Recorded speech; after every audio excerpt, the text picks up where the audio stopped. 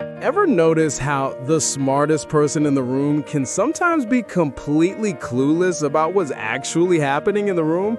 They ace every exam, can explain the universe, but totally miss the fact that someone's upset or bored right in front of them.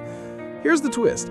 The higher your IQ, the more likely you are to miss social signals other people catch without even thinking. Sounds wild, right? But this paradox is real, and it might just change the way you see intelligence and yourself forever. This isn't about being awkward or antisocial. It's about a hidden blind spot that trips up even the brightest minds every single day. If you've ever wondered why you or someone you know can solve the hardest problems but miss the simplest social cues, you're about to find out why. Let's make this real. Picture a meeting at work. There's Alex, brilliant, always the first to spot a technical flaw, always ready with a detailed explanation. Alex launches into a deep dive about a new project, rattling off numbers and stats like a machine. But here's the thing, Alex doesn't notice the glazed eyes, the restless shifting, the polite nods that are basically silent screams for mercy. Everyone's thinking, we get it, Alex, move on. But Alex is lost in the details, missing the emotional SOS signals echoing around the table. Or maybe you're at a party. Someone says they're totally fine after a breakup, but their smile is tight and their eyes dart away. The group gently offers support, changes the topic, but you take them at their word and launch into a pep talk about the joys of single life, missing the emotional undercurrent completely. Maybe you're the Alex. You nail every assignment, but reading the mood at a gathering? Total mystery. Someone makes a sarcastic joke, everyone laughs, and you're left wondering if they meant it. Why does this happen? Why do people who can crack the toughest problems struggle to crack a smile or spot a frown at the right moment? Let's dig in. Here's where things get really interesting. There's more than one kind of intelligence, and they don't always work together. IQ, the classic kind, tests logic, memory, pattern recognition. It's like having a super sharp microscope, zooming in on details with laser focus. But social intelligence? That's a wide-angle lens. It's about reading people, understanding tone, sensing the mood before anyone says a word. And here's the kicker. If you're always zoomed in on details, you might miss the big picture. Psychologists call this the social intelligence paradox. People with high IQs often get so locked in the logic and analysis that they tune out the fuzzy and unpredictable world of emotions and social cues. It's like trying to understand a song by staring at the notes, but never listening to the melody. Your brain gets so good at processing information, it forgets to process people. But why? Is it just about focus, or is there more to the story? Here's where the real trouble starts.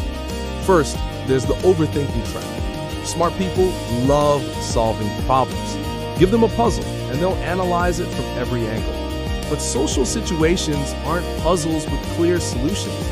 When someone says, "I'm fine," but their arms are crossed and their voice is tight, what do they really mean? The analytical mind jumps in. She says she's fine, but her tone was off. Was she being sarcastic? Did I do something wrong? Should I ask more or back off? Before you know it, you're lost in a maze of overthinking, running calculations on human behavior while the actual moment and the person in front of you slip away. You're solving the wrong problem. Then comes the empathy gap. Not just feeling bad for someone, but actually sensing what they're feeling, even when they don't say it out loud. Some highly intelligent people get so caught up in ideas and logic that they forget to check in with the emotional reality right in front of them. It's not that they don't care, it's that their mind is wired for analysis, not intuition. Like a radio tuned to the wrong station, they pick up static instead of the real signal. And let's not forget the confidence trap. Smart people are used to being right, to having the answers. But social intelligence asks you to admit you might not know what someone else is thinking or feeling. It's about asking questions, not assuming answers. For someone who thrives on certainty, that's uncomfortable territory. But here's the good news. There's a way to bridge this gap without losing your edge. So, how do you actually get better at reading people, even if it's never come naturally? Start by slowing down. In your next conversation, resist the urge to plan your response while the other person is talking. Instead, focus on them. Notice their body language. Are their shoulders tense? Are their eyes darting away? Does their voice match their words? These little cues, like drops forming a stream, reveal the emotional current beneath the surface. Another step is doing a quick emotional temperature check. Before you speak, pause for 2 seconds and ask yourself, what's the mood in this room right now? Are people energized, tired, anxious, excited?